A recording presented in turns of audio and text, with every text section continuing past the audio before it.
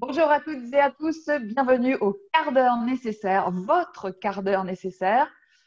Aujourd'hui, nous recevons Nicolas Rogeau pour parler de personnes à haut potentiel. Voilà. Nicolas est praticien en régulation émotionnelle. Avant de donner la parole à Nicolas, je vais proposer à Annelise de nous parler de la régulation émotionnelle, de nous montrer comment une personne à haut potentiel peut réguler émotionnellement. Annelise, qu'est-ce qui t'arrive? Là, en fait, je suis stressée, là, je suis pas bien. Mais de toute façon, je suis tout le temps comme ça. Donc, dès que quelqu'un monte un peu le ton, ça me stresse. Dès que quelqu'un me parle un peu mal, ça me stresse. Là, je suis pas bien, j'arrive pas trop bien à m'exprimer. Mais bon, c'est moi, quoi. Voilà. Donc, bon, je vais fermer les yeux. Là, je suis vraiment pas bien, ça sert vraiment fort. De toute façon, j'y arriverai pas parce que mon cerveau il turbine dans tous les sens. Je suis en train de penser à tout ce que j'ai déjà fait. Et là, de toute façon, ça m'empêche de respirer. Mais là, non, j'y arrive pas. Là, c'est trop, là, j'y arrive pas. Bon, je vous écoute. Ok, Annelise. Tant pis. Donc, Nicolas, est-ce que tu peux nous dire qu'est-ce qui se passe? À ton avis, qu'est-ce qui se passe pour Annelise? Alors effectivement, bonjour déjà, et si Annelise est diagnostiquée comme haut potentiel ou hypersensible, ce qui lui arrive n'est pas complètement surprenant. Euh, pour faire Du une... coup, Oui. oui, qu'est-ce qui caractérise une personne à haut potentiel? Alors il y a ce que tout le monde sait communément, à savoir une intelligence un petit peu plus disons, différentes, hein, non pas en termes de quantité, mais en termes de qualité. Hein. Donc, c'est une intelligence différente, une forte mémoire, beaucoup d'intuitivité, mais ça, c'est pour les parties cognitives. Par contre, il y a toute la partie socio-affective ou comportementale qui là, va venir poser problème dans le cadre de la régulation. Hein.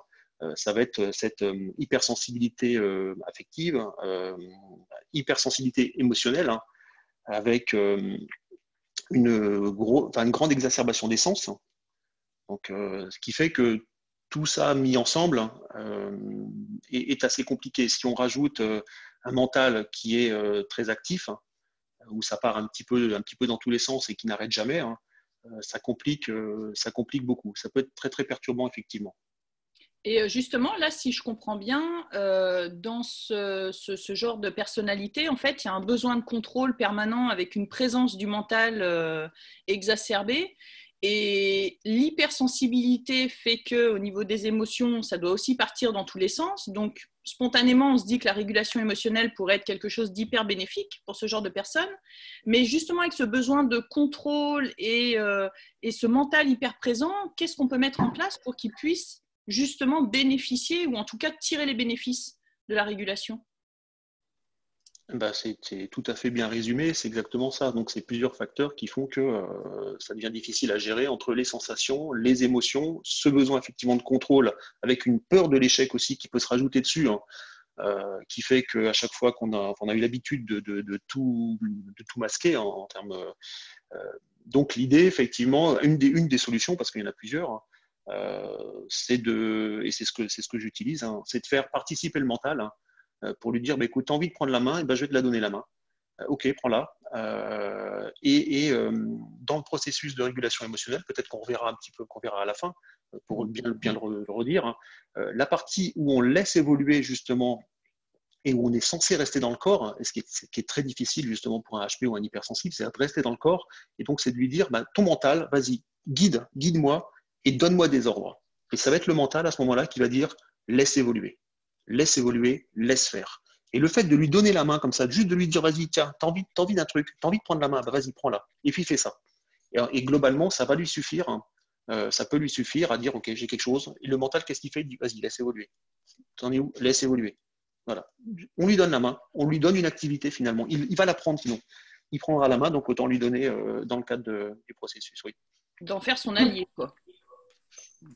Oui, en exactement. plus, je pense que la personne au potentiel, plus que n'importe quelle autre, a encore besoin de bien comprendre le processus, comment ça se déroule. Parce qu'à partir du moment où il va comprendre l'utilité comment utiliser son besoin de contrôle là-dedans, eh ben, il va le faire avec plus de fluidité. Ça ne sera plus un combat, comme tu dis, en faire un allié, effectivement. Parce que c'est à partir du moment où j'utilise ma capacité à être différent, ben, pour résilier tout ce qui m'encombre, ça devient plus aisé. Et aussi, justement, quand il y a beaucoup de perturbations émotionnelles, ça peut se faire aussi de façon concrète assez souvent. On peut apprendre à quelqu'un de haut potentiel à faire des résolutions rapides et souvent. Et toujours aller dans ce processus, oui, c'est moi qui me guide, je suis mon propre praticien, quoi, finalement. Dans le cadre de l'hypersensibilité, moi, parce que j'ai des clients au potentiel et des enfants hypersensibles qui viennent me voir au cabinet, j'ai aussi cette difficulté je ressens énormément de sensations dans mon corps. Comment je fais pour pouvoir dire quelle est la sensation vraiment qui est en lien avec la situation? Est-ce que par rapport à cette hypersensibilité-là, est-ce que c'est forcément une émotion ou une perturbation aussi? Voilà, il y a ça aussi qui peut se poser comme question dans l'hypersensibilité. Mélis, tu voulais compléter? Non, j'attendais de voir si Nicolas allait réagir parce qu'effectivement, ces personnes qui ont des sensations tellement puissantes et tellement fortes et qui finalement, le mental leur permet, parce qu'il est très puissant chez eux, d'éviter ces sensations. Et moi, mon expérience, c'est quand ils régulent, ils sont extrêmement surpris par l'intensité des sensations. C'est peut-être pas pour rien qu'ils sont montés dans le mental parce que c'était très puissant. Donc peut-être aussi rassurer, c'est normal quoi, que les sensations peuvent paraître très fortes, surtout quand on a pris l'habitude de les éviter en permanence. Oui, utiliser les mains aussi comme on le fait souvent pour les enfants, parce que c'est une façon de déléguer la pensée aux mains, je dirais, pour être plus dans le corps. Ok. Moi, je reçois peut-être un peu plus, Natacha, utiliser les mains pour quoi faire? À la place de dire ça fait quoi dans mon corps, je laisse ma main se poser là où il y a quelque chose qui vient. Parce que ça permet de déléguer une partie du mental, je dirais, parce que je vais chercher avec mon corps. Ça peut aider certaines personnes. Pas tout le monde, ce sont des astuces. Je trouve aussi que ça ajoute de la sécurité, surtout sur des personnes comme ça qui sont en saturation sensorielle. Des fois, le contact avec les mains, je trouve que ça sécurise en fait, même sensoriellement, de dire j'ai ça là, et parce que ça peut vite en fait partir et être extrêmement exacerbé, et de pouvoir de dire ok, donc mon mental, je le mets à mon service et je suis là, je suis dedans moi, quoi, c'est bon. Je trouve que ça a cet effet-là aussi d'utiliser les mains. Ça sécurise vachement le déroulé quand les sensations sont très fortes, parce qu'on est en contact avec nous malgré tout, quoi. Oui, tout à fait. Et aussi bien expliquer qu'il va y avoir des sensations. Et que pour une fois, justement, s'il y a bien un moment donné où il faut les écouter et il ne faut pas justement arriver à les bloquer, parce qu'en temps normal, c'est très perturbant, il va y en avoir, et celles-là, elles vont être vraiment bonnes à écouter, hein. Et que le mental ne reprenne pas la main, comme dit Natacha, effectivement, expliquer, donner le mode d'emploi, parce que ce sont aussi des personnes qui ont besoin de comprendre, qui ont besoin de maîtriser, qui ont besoin de savoir, et qui, dès le départ, vont aussi se méfier, disent non, c'est bizarre ton truc, ça ne marche pas, enfin, j'en sais pas, moi, ça ne marche jamais de toute façon, parce que voilà. Donc, il y a ce besoin-là. Plus éventuellement on va en dire, hein, et plus on va donner la main et au mental, et dire attention, il va se passer des choses, et les émotions, les sensations, pardon, elles vont être là, peut aussi aider à prévenir, justement. Ouais, moi, j'avais une question à poser par rapport aux parents d'enfants à haut potentiel, pour en avoir accompagné beaucoup. Leur point commun à tous, c'est que ce qui les faisait péter les plombs, c'est que lorsqu'ils sentaient des parents en insécurité ou eux-mêmes en perturbation émotionnelle. Et l'autre point commun, c'est que c'est des parents qui arrivent épuisés, avec un parcours du combattant incroyable, avec beaucoup d'incompréhension de ce qu'ils vivent. Comment est-ce qu'ils peuvent, qu'est-ce qu'ils peuvent faire? Comment la résolution émotionnelle peut les aider à accompagner leur enfant?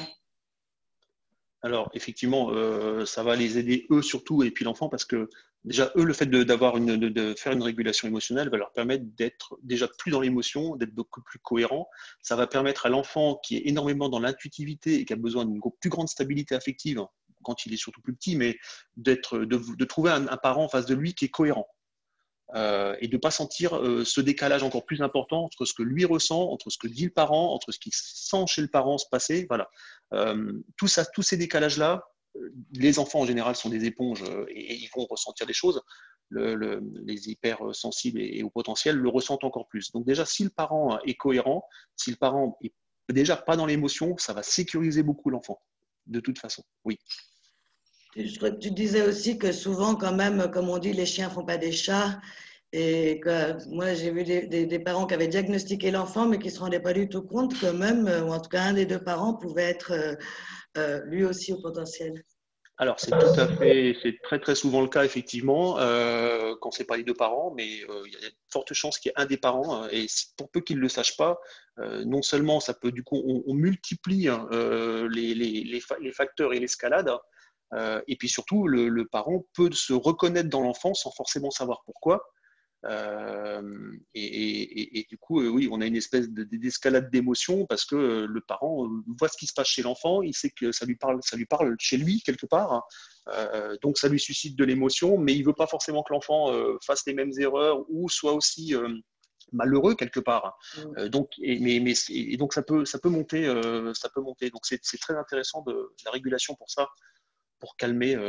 Oui. Ouais, et quand il y a un des deux parents qui n'est pas HP, c'est très, très intéressant pour lui parce que ça lui permet de ne plus non plus se sentir coupable, de ne pas être aussi intelligent.